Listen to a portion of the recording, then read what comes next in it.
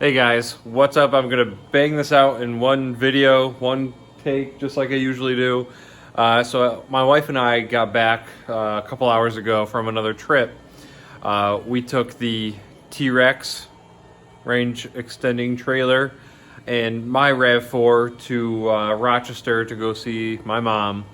And yeah, we had a hell of a trip. It was awesome. I can't stop thinking about like how freaking cool this is. And I am a very modest person, and I said to her a few times, I'm just like so excited that this works and we can take these trips. Let's see, today we had unseasonably warm weather, or this whole weekend really. It was 50s and 60s, which is actually pretty good. But even with those 50s and 60s, we wouldn't be able to make this trip to go see my mom in those conditions. My dog was out here. There's Emma screwing around over there. Emma, come. Oh, she's making me look stupid. Anyways, know what I call her more than once if she's sniffing something out. She's a hunting dog, and once she gets a scent of something, she doesn't relent easily. Anyways, like it's really great that we have this, and I'm really surprised that there has been more interest in buying this trailer. Not that I even want to sell it. Like we use it a lot, especially just like this trip to Rochester. Without this, we would have had to rent a car or borrowed a friend's car or figured something else out. So I don't really want to sell it, but I'm just surprised that more people don't want this trailer or to build their own. It's great having this. I mean, and the only way to get 200 plus miles range really is to spend a lot of money on a brand new car. And this has been awesome. So I've been really happy with the way this has all turned out. The fact that this shit is working. I mean, it's been reliably working. We take weekend trips all the time, and it's been working great. I had to replace the pump. I had a previous video that I kind of touched on that. I think a slight issue is that, I mean, it could have just been a failure. It could have just been a pump that died. But a slight issue could be some of the bouncing that broke something inside the pump. But I don't know. I tend to think, because nothing else is broken, there hasn't been any other issues at all. And it's all been here since new. So I kind of think it was just a failure, just a bad pump that broke. So I have a new Tesla pump in there from a 2017 Tesla, and it's been working great. And I discovered something new this weekend that I just didn't really think about. So what I can do is I could actually heat up the T-Rex. I can heat up this battery using either the battery power from the T-Rex or from the battery power in the car, depending on how I open my contactors or close my contactors. So if you've followed any of my other builds, I have, you know that I have a set of contactors in the back of the Rav that I can open or close depending on what I want to do. And then I control the contactors that are inside here. So what I can do, what I noticed, I have a switch. Let's see if I can get this in the picture. So this switch here, the red switch right there, that will open or close the contactors for the pack, inside the pack. The green is the on-off for all the electronics, the controller and everything inside the T-Rex. So if I open the red, if I push the red button, open the contactors in that pack, and then inside the car, I press the button, which, watch my other videos, I showed it a couple times in there, and in Rich's video, I'm pretty sure we showed it there. There's a button in there that I can open or close the contactors that are in the back here.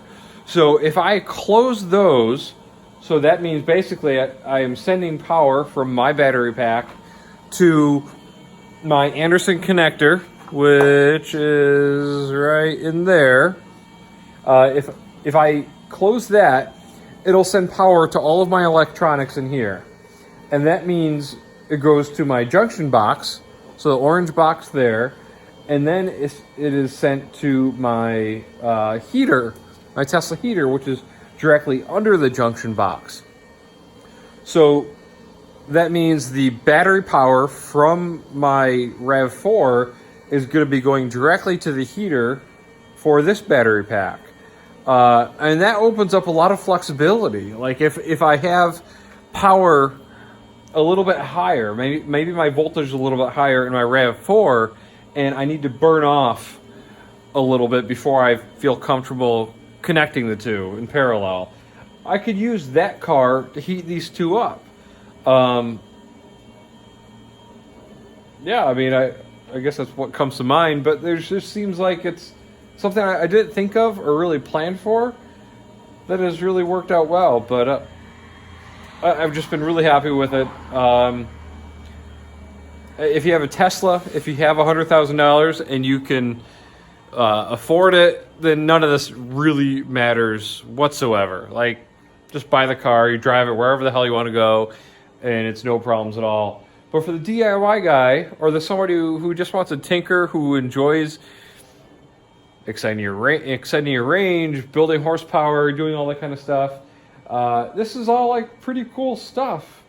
We took this trip.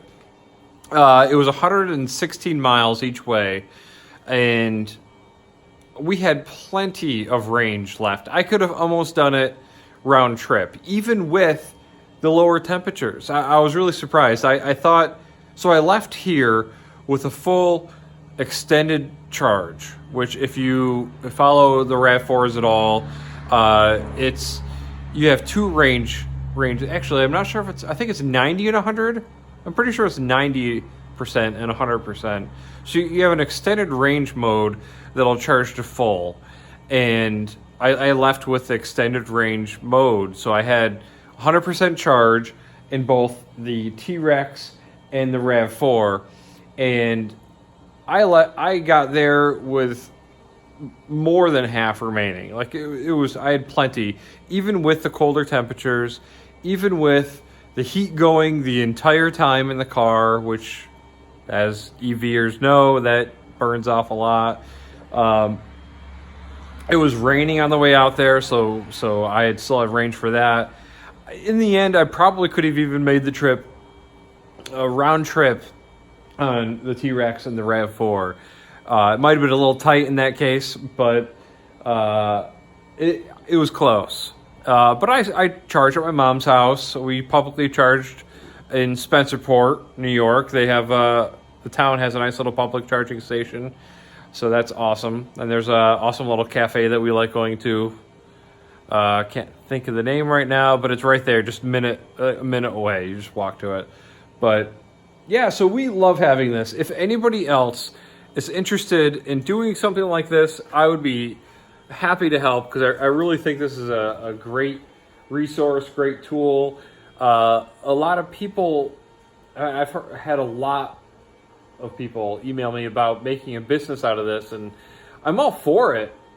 I don't know if there is enough customers out there willing to spend the kind of money that it will require to do something like this. Like I did all this, I didn't care about the price so much, which I know sounds crazy, but I just was passionate about it, and I wanted to do it. And for the average person, it's hard to say that it's worth it, because you could rent a car. I mean, if you wanted to go to Enterprise and rent a car, you could do it for $60 to $100. But yeah, I mean, if you're interested, I'd be happy to help. I think everybody should have this kind of range. I have an upcoming project too that I'm going to hint on. It's not all finalized yet. I'm still working on it, but I have some cool stuff coming. So keep that in mind.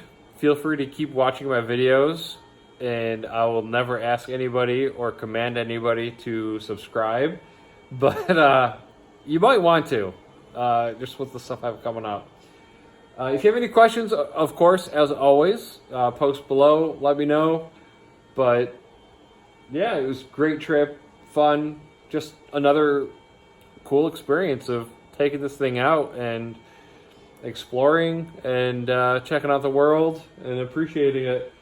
But yeah, right now I'm just recharging it. That's all what you hear is the pump turning, which is something for a possible future build that I might get a quieter pump or do something different there, because this one from EVTV seems kind of loud.